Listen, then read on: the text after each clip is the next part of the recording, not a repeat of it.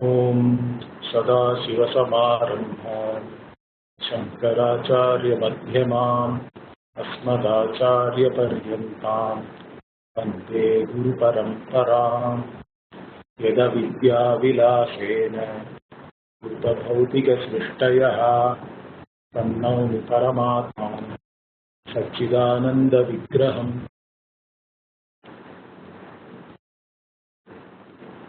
So we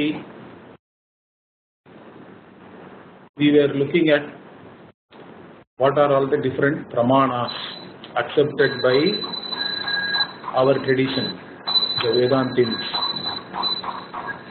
So before that, how did the author introduce the subject matter? If we look at it, so it started with Purusharthas, and then one needs to have an understanding that moksha is the Parama Purushartha.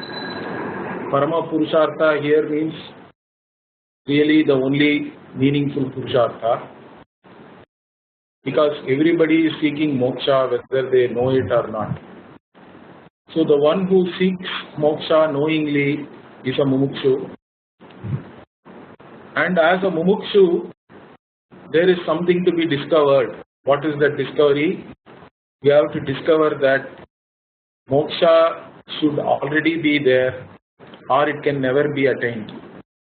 Only two possibilities are there, because if we take moksha as freedom from all limitations, that means moksha becomes the pursuit for attaining the limitless, and limitless cannot be created newly. That means it has to be there already. If it is already there, why do I not know about that limitless? Means it becomes a problem of ignorance. So there is an ignorance centered on myself, about myself. And that ignorance one has to take care of. How do we take care of ignorance? By knowing, by knowledge.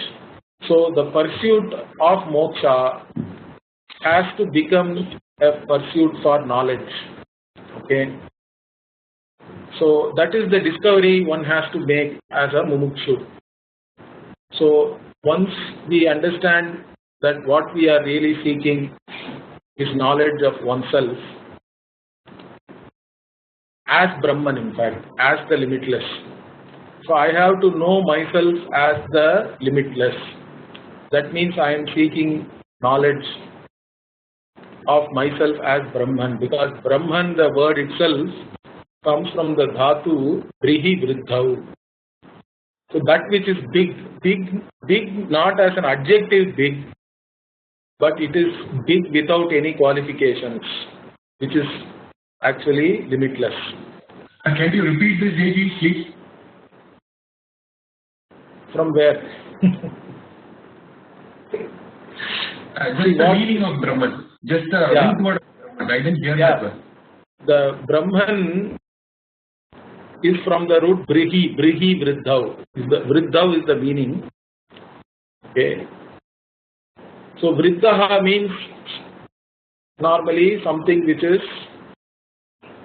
growing, or which is very well grown,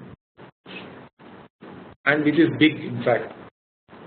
So Brahman means big, but big without any qualification. The brih dhatu is coming in the meaning of limitless here, because it is not qualified by anything else. It also does not qualify anything else. If you say a big mosquito, then big is an adjective. And if you say big mountain also, it is an adjective. But the meaning of big changes a lot between a big mosquito and a big mountain.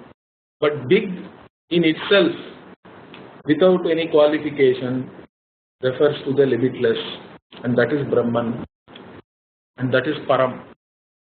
Okay, Brahma vidapnoti Param, like that Upanishad says. So the one who knows Brahman is Brahman only, correct?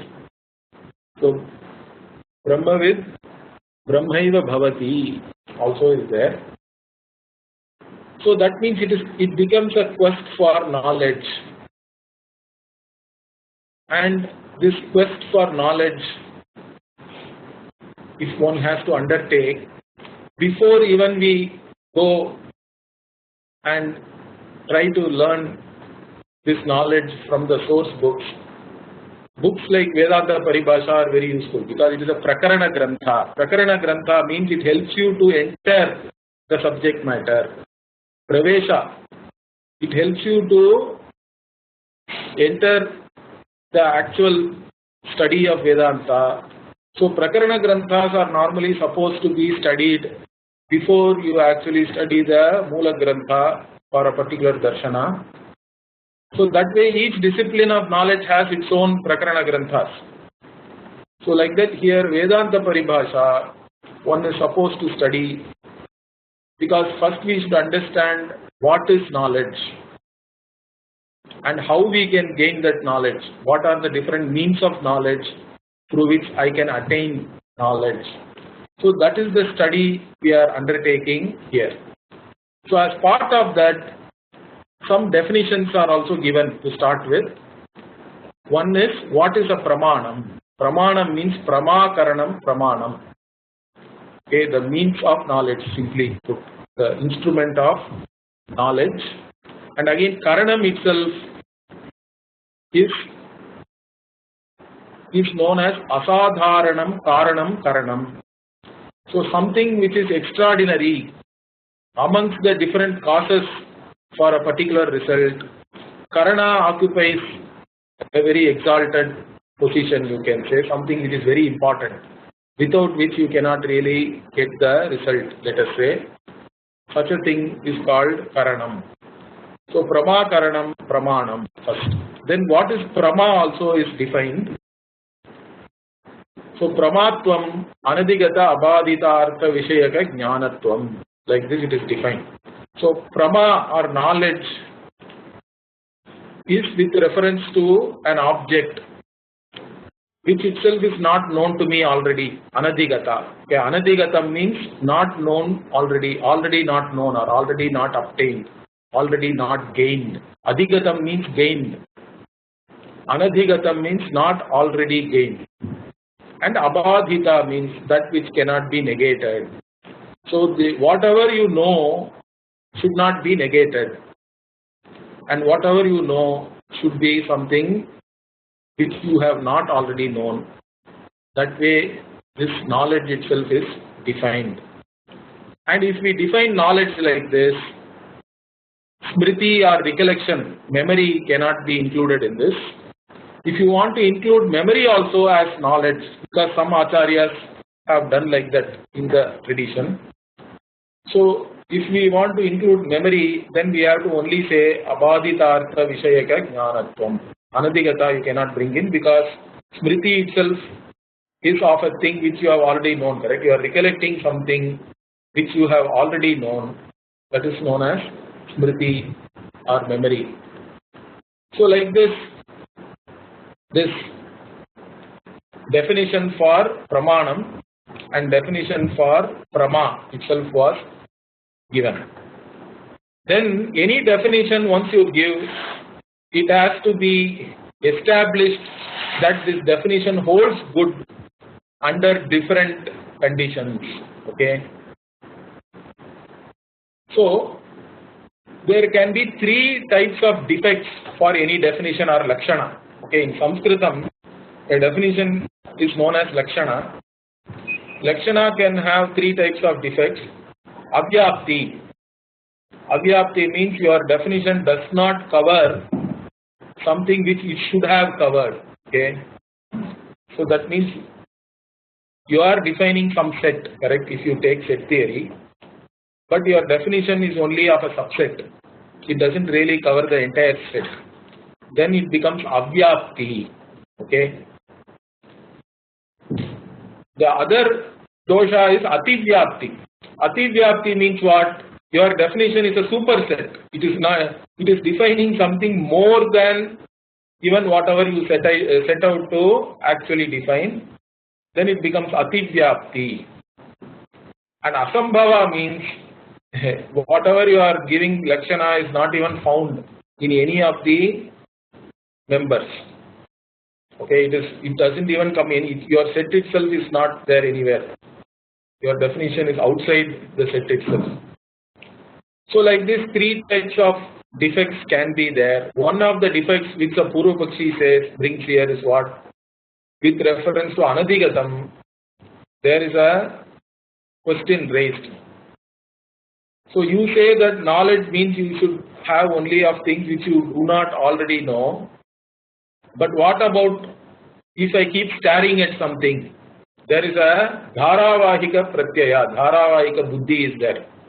That means I keep cognizing the same thing. I am staring at something, let us say, for a length of time.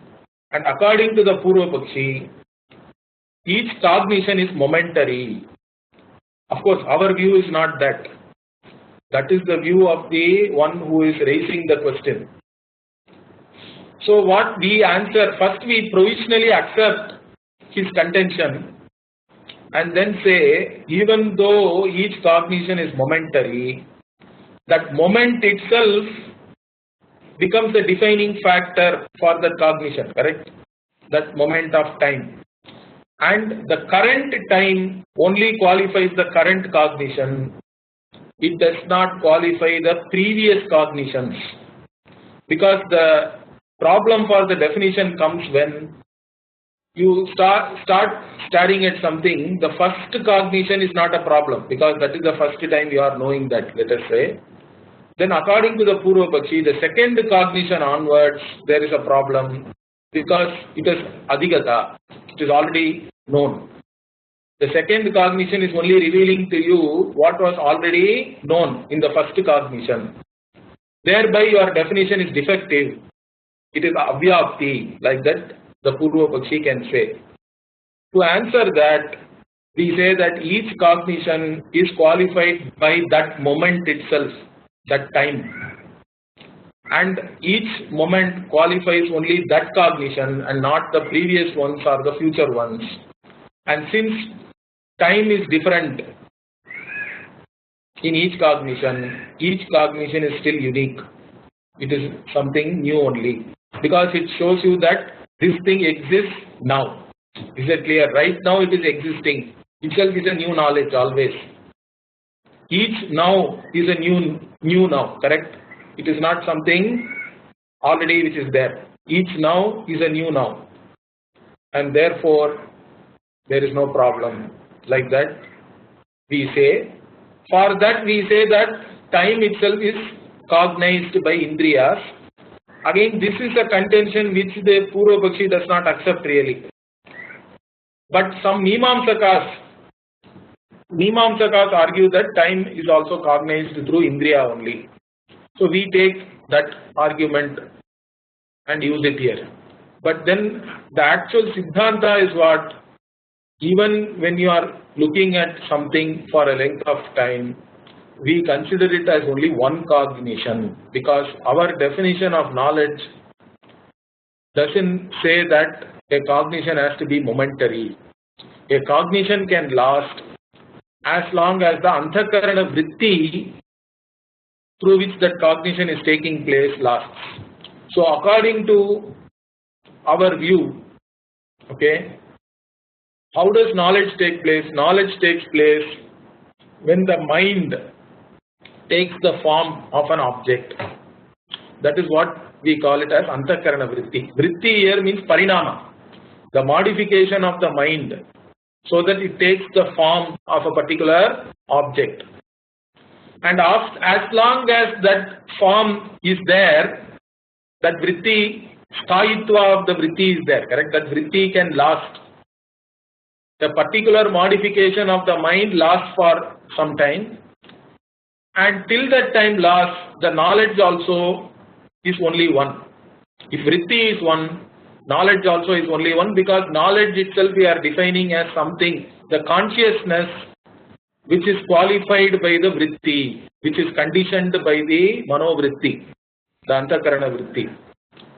So like that we define knowledge. So in our view, even though you are staring at something for 1 minute, let us say, the whole 1 minute is considered as one cognition.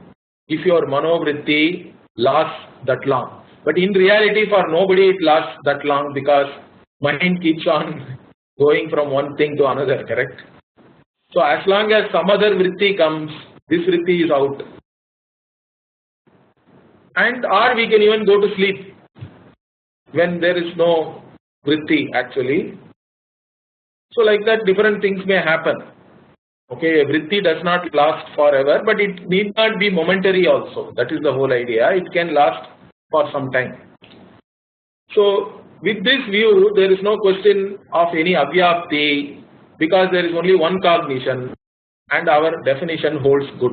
Is that clear? So this is one argument with reference to anadhigatatvam. Then the next argument is with reference to abadita. The Purvapakshi now says you are Advaitin and according to you this entire prapancha is mithya, okay, including gata, pata, whatever is there, correct, in the Vyavahara. So everything is badita only.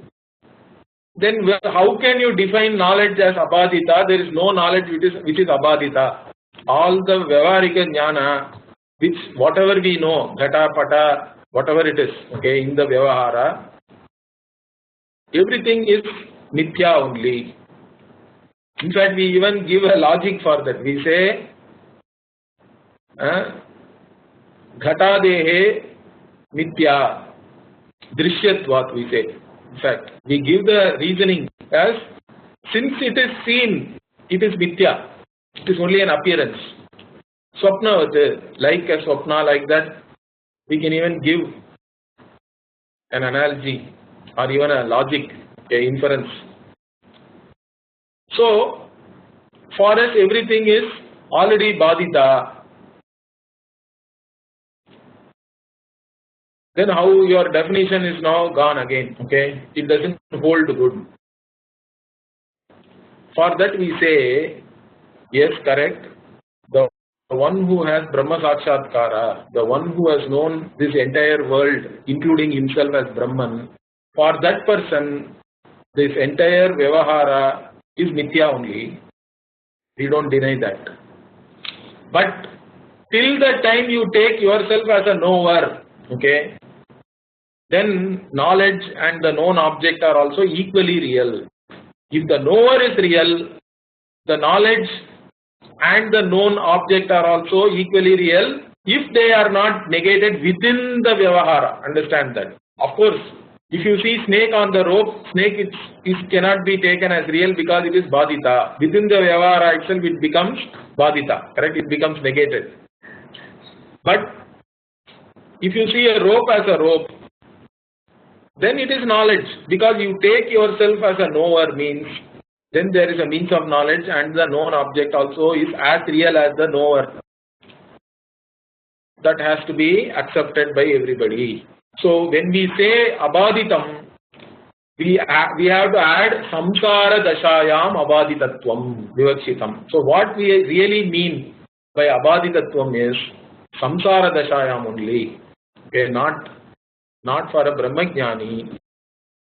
So for brahmajnani, even Bhagavan says, Yanisha pashyate munehe tasyam jagati sanyami and all, there is a Bhagavad Gita verses there.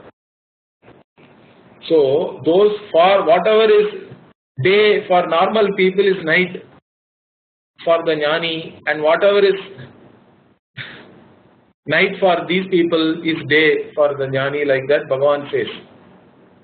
Yanisha sarva bhutanam tasyam jagrati sanyami yasyam jagrati bhutani sanisha pashyato munehe, like that there is a verses there. So like that is okay, we accept that.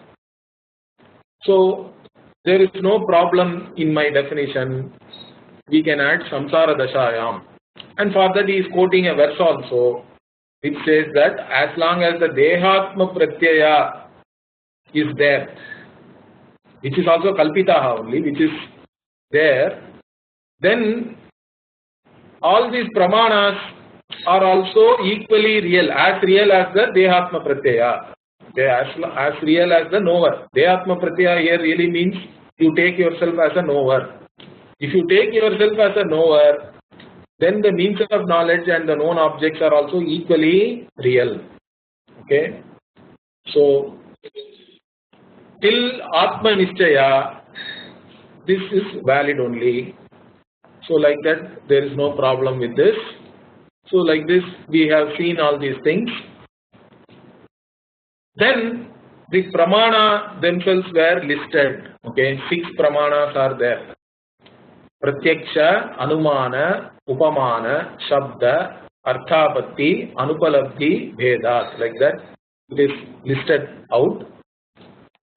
So, Pratyaksha in general means we take it as sensory perception. In English we can say.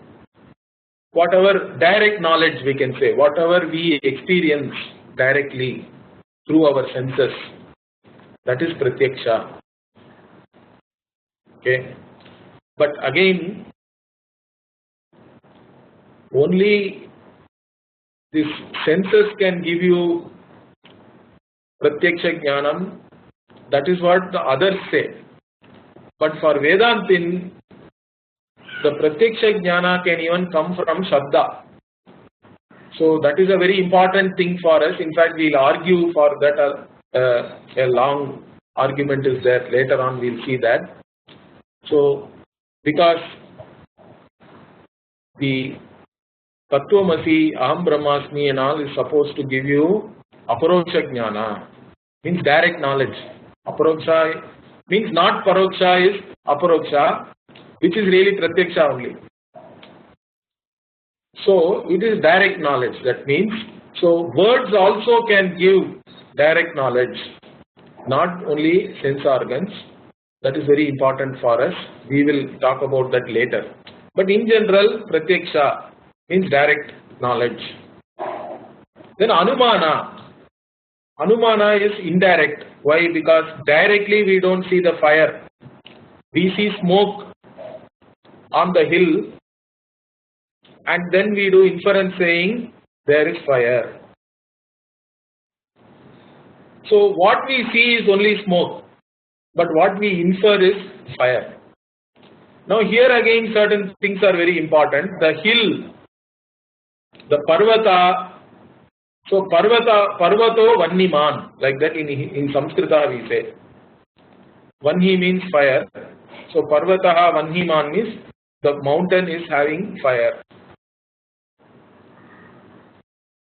So how did I know? Dhumavatvat. Okay. Because the Parvata has Dhuma, smoke is there coming out. And Dhuma is called Hetu here. Okay, the smoke is called Hetu, or the cause or the reason for the inference. Parvata is called Paksha. In Sanskrita it is called Paksha. Okay. Or the location we can say. So Paksha, Parvata is the Paksha, Dhuma is the Hetu. Okay. And the fire itself is the Anumeya, what you infer. Then how did I, even though the cause is there, how did I come to know that the fire is there? For that one important thing is there called Vyapti. So Vyapti in English we can say it is invariable concomitance. Okay. So what is this invariable concomitance means? When one is there, the other has to be there. If A is there, B has to be there, if you say mathematically. And also, when A is not there, B should not be there. That is what is called invariable concomitance. Okay. They both are connected. Invariably, they will be there together. So, only when the Vyapti is established, the Anumana can be done. Okay. Otherwise, one cannot do Anumana. And that Vyapti again we have to know only from Loka Vyavahara. Understand that. Pratyaksha, whatever we have seen already. So I have been to the kitchen and I have seen that wherever there is fire, smoke is there. So similarly, when I see the smoke on the mountain or hill, then I infer that fire is there. So in this, whenever fire is there, there is smoke.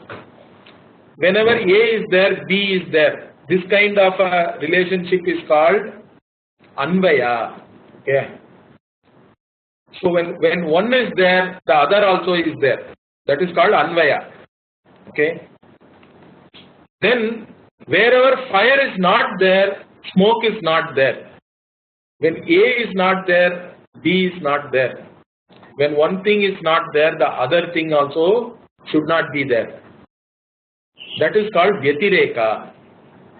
So this Anvaya Vyatireka is a very, very important analysis we normally do to establish the Vyapti. Is that clear? So the invariable concomitance itself is established through Anvaya Vyatireka, and based on that only we can do the inference. Of course, about inference we will talk a lot more later on, but these terminologies you should be clear. The mountain is called Paksha. The smoke is Hetu. Then the Vyapti, Yatra Yatra Vanhihi Tatra Tatra Dhumaha. Yatra Vanhi Nasti Tatra Tatra Dhumaha Api Nasti.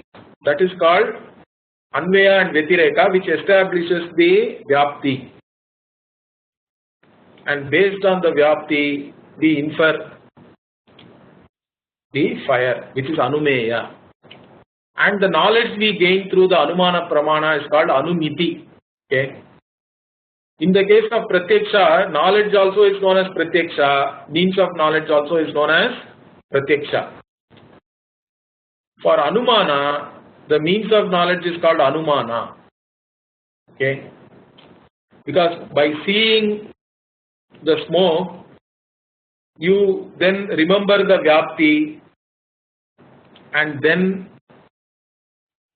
you come to a conclusion that there is a fire, correct? That process is called Anumana, and knowing the fire itself as the Anumeya is called Anumiti. That knowledge is called Anumiti. Similarly, Upamana is there. In Upamana, there is some differences in how Vedantins define it and the Nayayikas define it. I'll talk about it later. But in general, in English, people translate Upamana as similarity or comparison. Okay. What the Vedantin says, I know what is a cow, let us say. Okay. Go, I have seen. There is a Goshala in my house, I have seen the cow. Then I go to the forest. Okay. And I have heard people saying that there is an animal in the forest called Gavaya. Okay. Which is similar to the go. Okay. So when I go and see this Gavaya, what happens is, I then say, yes, this Gavaya is similar to my cow, and some feature of this Gavaya is exactly like the cow which I have at home. Okay, that knowledge that my cow is similar to the Gavaya which I saw in the forest, it has some feature which is very similar. That is what is called Upamana Jnanam, because you are only seeing the Gavaya in the forest, but comparing it with your cow and also knowing that this particular feature of my cow is similar to this animal which I am seeing right now, that similarity, using similarity only you come to know that these two things are similar. That knowledge is called Upamiti. Okay, here Nayayikas say differently. They say that you hear from somebody that Gavaya is similar to the cow. You go to the forest, see the Gavaya, and then exclaim, this is similar to cow, so this should be Gavaya. So according to the Nayayika, the knowledge of the Gavya itself is due to Upamana. We don't accept that. Okay, why and all we'll argue later, I'll show you. We'll talk about it in detail. So according to us, whatever I see some animal. And then I then say that my whatever knowledge I already have of my cow, that similarity I understand. Okay, this animal is similar to my cow in some way, correct, with reference to its whatever mane or the dewlap or the way it is standing, its color, whatever it may be. So according to us, similarity is with reference to the animal which I already know. Okay, and that is what is Upamana. Then Shabda. Shabda is again a very important means of knowledge for us, because the Veda itself is looked upon as the Shabda Pramana. But even otherwise, in general, the Shabda Pramana is defined as Apta Vakyam. Apta Vakyam means Apta. Who is Apta? Means a trusted source, you can say. Okay. So, whoever you are trusting, trustworthy.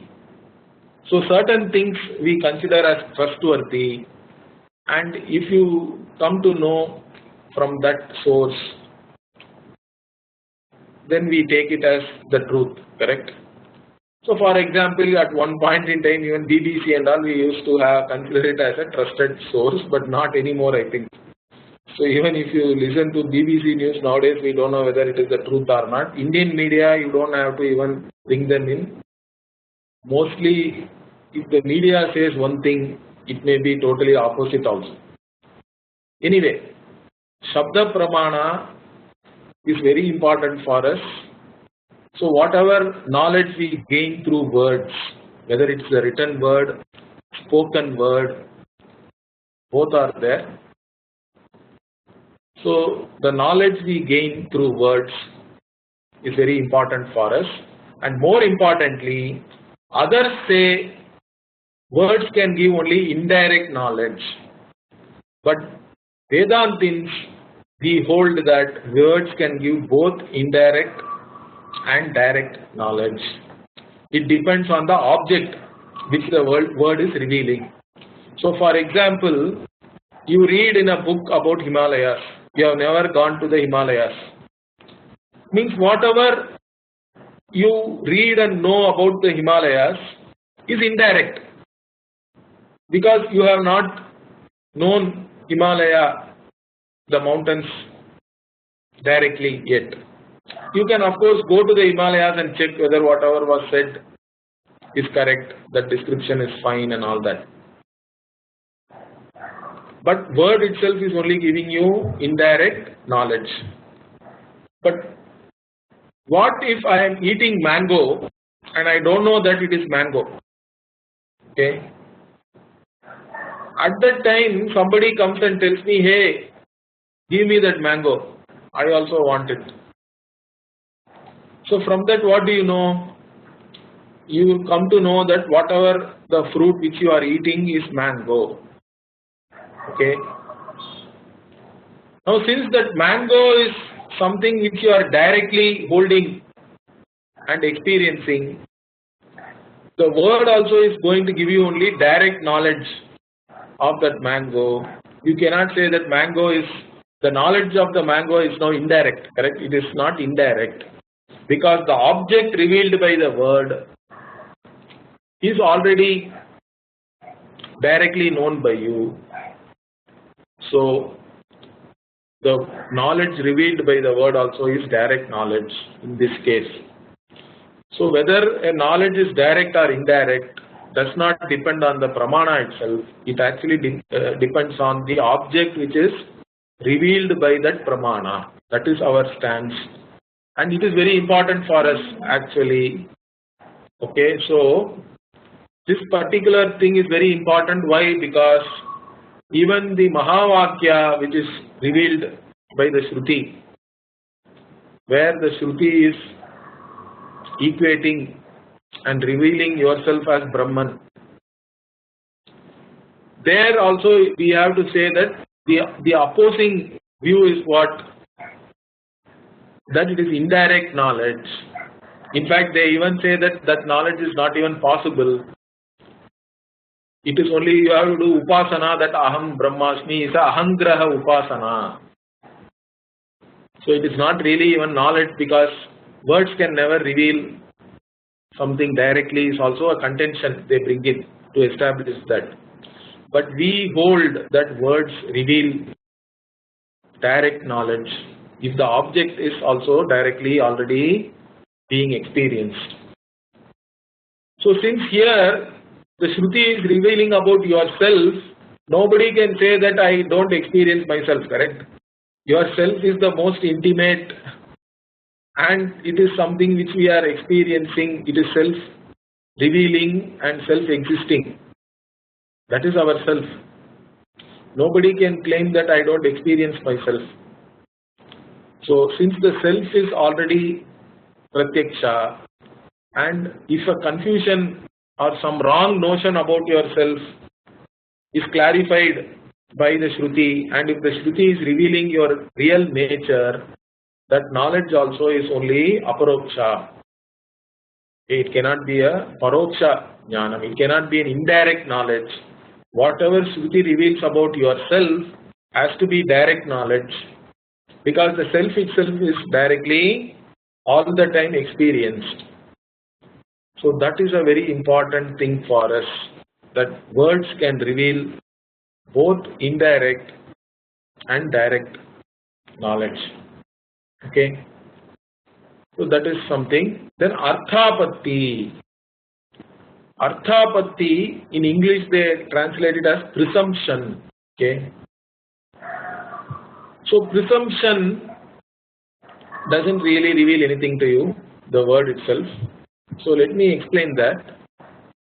So in arthapatti we come to know about something by saying that otherwise it is not possible. Anyatha anupapatti is arthapatti. In Sanskrita, if we have to say anyatha, otherwise, anupapatti means what? It is not possible. Otherwise it is not possible. So typically you have two pratyaksha, okay, two cognitions, and then you know a third thing by arriving at a conclusion that these two things are not possible unless the third thing also is true, correct? So the example which is given here for this is Stulo Devadattaha Dinena Bhunte. Like this, in the tradition we say Stulo Devadattaha means what? Fat Devadatta or whatever. Devadatta is well built. Okay. So this Devadatta is well built. He is not losing any weight. But Devadatta is not eating anything during the day. He is having a upavasa, let us say. And this is going on for a few days, not just one day. You never see him eating during the day, and he is not losing any weight also. So then what? We say Ratrau Bhunte. Okay. So Devadatta must be eating at night. Why? Otherwise, it is not possible that he still remains as Stulo Devadatta. Correct? Stulaha Devadatta. He can't keep remaining Stulaha Devadatta and also not eat during the day. So he must be eating at night. Is that clear? That is what is the Anyatha Anupapatti. It is not through Vyapti Jnanam. Okay. There is no invariable concomitance or anything prior. So you don't have to have Vyapti Jnanam already, like in the case of Anumana. So Anyatha Anupapatti, like that we arrive at a knowledge. That is what is called Arthapatti. Is that clear? So that also we accept as a individual or independent pramana. Others, for example, Nayayika and all, they include it along with the Anumana only. Some people include the Arthapatti also as Anumana. Or they even say it is two-step inference and all that. Some people say like that. But anyway, since Vyapti is not involved here, it is not a classic inference. So it is counted separately only by us. Arthapatti. Anyatha Anupapatti. Arthapatti. Then finally, Anupalabdhi. So Upalabdhi means knowing that something is there, correct? Something is there. Okay? Obtaining something is called Upalabdhi. Anupalabdhi means not seeing something or not gaining something or not obtaining something. So why is this considered as a separate means of knowledge? See, I look at the table and say there is no pot on the table. Okay. So then how did I know there is no pot on the table? Because Pratyaksha is only revealing the table to you. Understand that. Our argument is that the sensory perception is only revealing the table. It cannot reveal Abhava. Others claim Anupalabdhi also as part of Pratyaksha, but we don't accept that because Pratyaksha only reveals an object which is there. To say that the pot is not in the table, I have to bring the pot into context, correct? And then say pot is not there, therefore I cognize the pot absence. So first I see the table, then I say there is no pot on the table. That is what is called Anupalabdhi. And due to that, the knowledge I gain is the absence of pot on the table. So the Anupalabdhi Jnana is the Abhava Pratyaya. Okay, the cognizing of the absence of something is Anupalabdhi Jnanam. And Anupalabdhi Pramana is saying that I don't see the pot on the table. I don't see the pot on the table. Therefore, I cognize the absence of pot on the table. So this is the Anupalabdhi. So according to us, Pratyaksha can only reveal things which are there. It cannot reveal the absence. Absence we have to bring the thing which you are in your head, correct? Because you can look at the table and say there is no pot. Somebody else can look at the same table and say there is no plate. So it depends on the vivaksha of the seer. You have to bring something into context and say it is not there, and therefore you are cognizing the absence of that thing. So that cognition is a different thing. It is not a direct pratyaksha or a sensory perception. It has to be counted separately.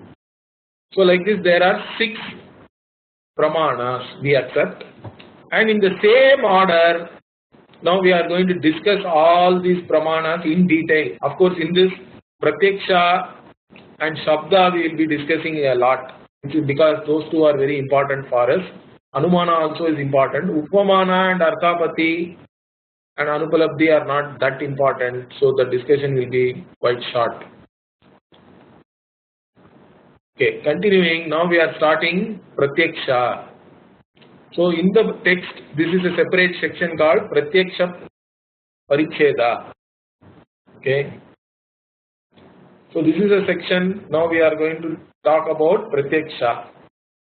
Even numbering is started newly here. So how do we define Pratyaksha? Tatra Pratyaksha Pramakaranam Pratyaksha Pramanam. So as I told you already, the word Pratyaksha is used for the knowledge, the direct knowledge, and also for the means which provides you that direct knowledge. Okay, both are known as only Pratyaksha. So here the sentence simply says Pratyaksha Pramakaranam Pratyaksha Pramanam. Okay. Okay.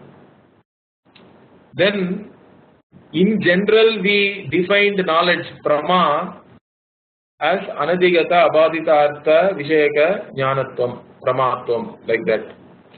Now we have to define what is pratyaksha pramaa, or what is direct knowledge. Okay. So, pratyaksha pramaa tu atra chaitanyam eva. So, this is a very interesting definition. So, what is this pratyaksha, this direct knowledge? The only thing which we experience directly is ourselves, correct? Our own consciousness. Consciousness alone is self-revealing and self-existent. Everything else is revealed by this consciousness only.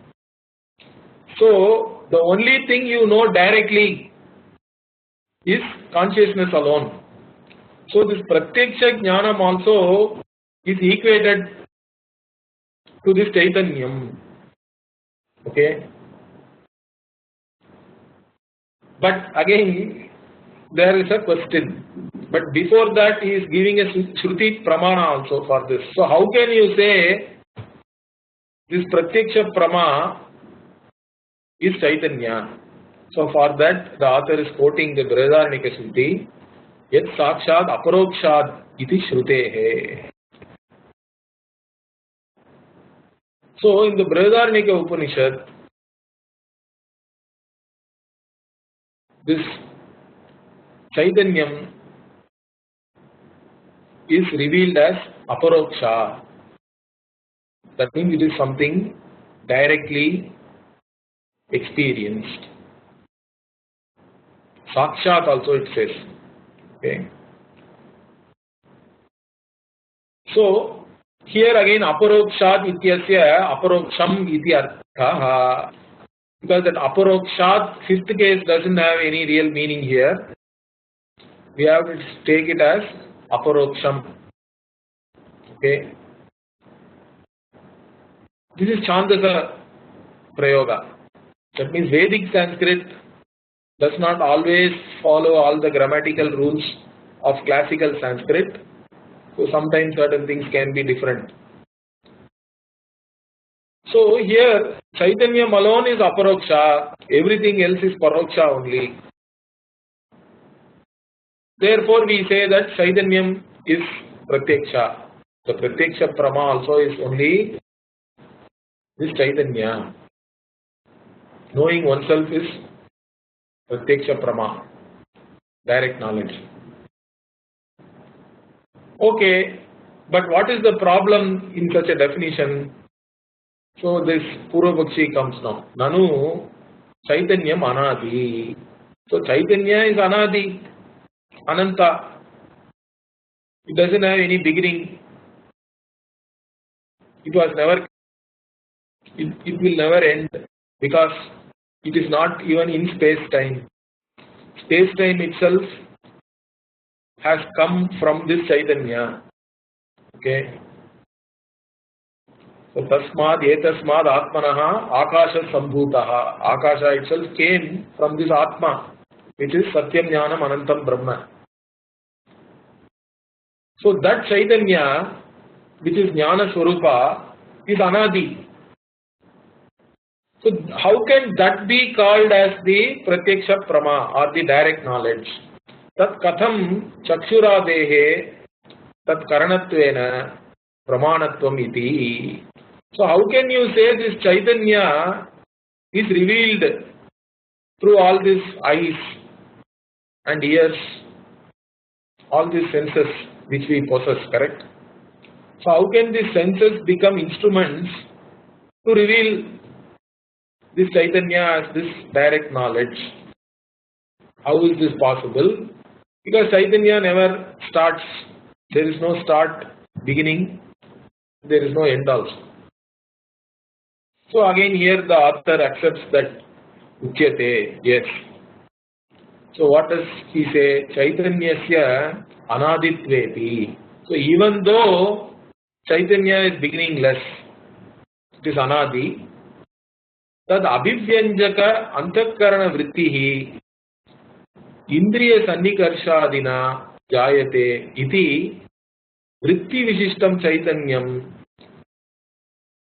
adimat iti uchyate.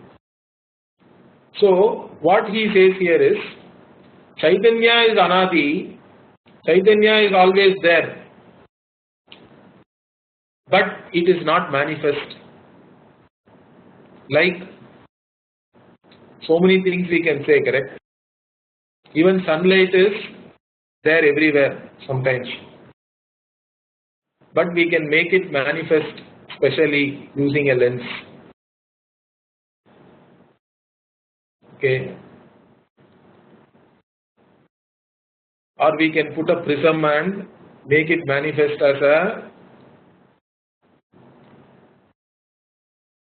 as these 7 different colors, the spectrum. So Chaitanya is anadi, but it is manifest in your antakarana vritti,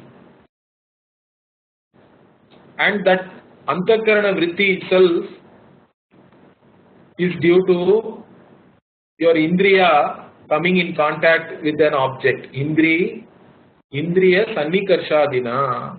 So your eyes have to be in contact with the object for the antakarana vritti of that object to take place, and then through that object is known. Okay, through that the Chaitanya itself is manifest, the awareness is manifest, and you become aware of that object. So that object awareness or object consciousness is manifesting in your mind when your mind takes the form of that particular object. Mind modifying itself and taking the form of a particular object is what we call as antakarana vritti. And that vritti itself does not happen by itself. It can happen only when the chakshurindriya is in contact with a particular object, or your shrotrendriya is in contact with some sound. Because sounds are happening everywhere. All the sounds we can't hear. Even let us say ultrasound is there, correct? People go to the doctor, ultrasound test and all they do. But we don't hear anything. Because anything above 20,000 hertz, our ears cannot perceive anything. But dogs can hear even ultrasound. Understand that. They can even produce ultrasound, it seems.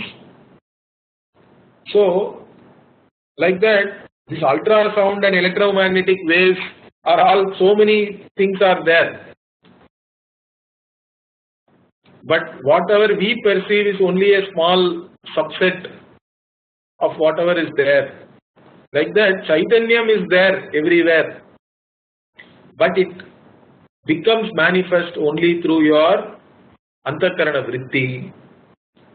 And for that antakarana vritti to take place, your indriya is also necessary. Because the indriya has to come in contact with an object. Then only the antakarana vritti will take place.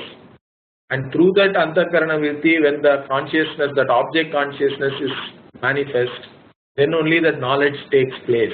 Is that clear? This is the explanation we are giving. So, the manifestation of the object consciousness in your antakarana vritti or the modification of mind has a beginning.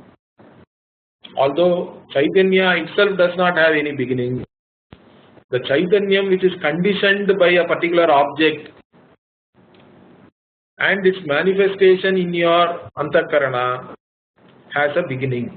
Okay, so that is the explanation we are giving here. So tad abhivyanjaka means here something which gets manifest. Okay. And where does it manifest? Antakarana vrittihi. So abhivyanjaka means the manifester here. Abhivyangya means that which is manifest. Abhivyanjaka here is the antakarana vritti itself. Because the antakarana vritti only makes the consciousness manifest, correct? It is the manifester, we can say. So the Antakarana Vritti, for it to manifest the consciousness, it requires the sensory activity, you can say, correct? The sense organs have to come into contact with some object. Due to that, a particular Antakarana Vritti is formed, and in that Antakarana Vritti only the object consciousness manifests itself, and that is how we know something. As this is direct knowledge for me, pratyaksha. Okay. So the manifestation of an object consciousness in your mind, okay, in the vritti of your mind or in your mind has a beginning. So there is no problem. Whatever we said is fine. So that is what is further explained here. Jnana avachedakatvacha vrittau jnanatva upacharaha. So here, actually by pratyaksha pramaa, what do we mean is the antakarana vritti only. Okay. So the antakarana vritti itself has a beginning,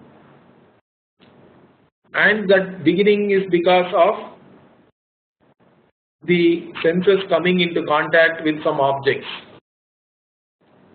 So the senses themselves are called pramana or means of knowledge here, and the antakarana vritti through which the consciousness is manifest, that itself is called jnana.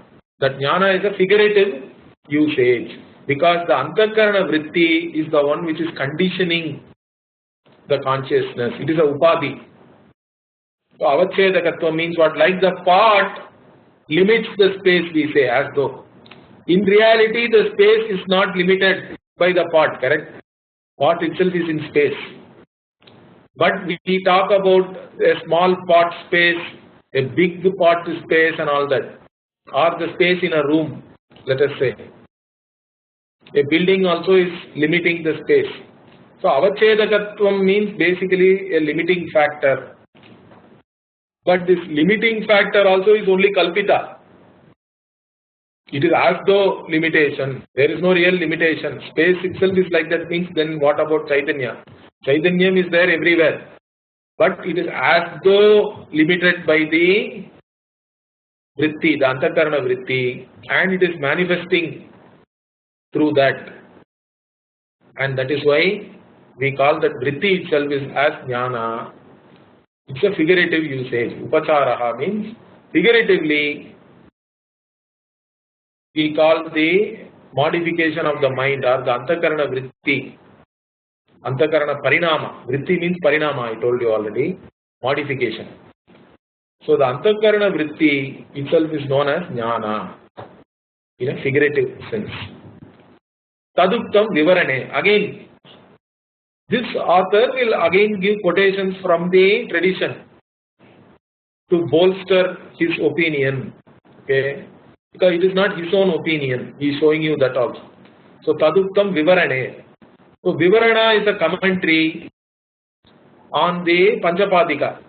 Panchapadika itself is a commentary on the Brahma Sutra Bhashya of Shankara, written by Padmapadacharya. And then on that there is a commentary called Vivarana by a great guru called Prakashatma Yati. The Vivarana Sampradaya itself is based on that particular commentary only. So in that Vivarana, what does the Vivaranacharya say? Antakarana vrittau jnanatva upachara iti. So he is quoting. In that Vivarana, the Vivaranacharya is saying antakarana vritti can be called as jnana figuratively. Okay. So that quotation he is giving here. So then another Purva Paksha starts now, which we will see next week. Okay. So we will stop here. Om Purnamadah Purnamidam Purnat Purnamudachyate Purnasya Purnamadaya Purnamevavashishyate. Om Shanti Shanti Shanti. Harihi Om Shri Gurubhyo Namaha. Harihi Om.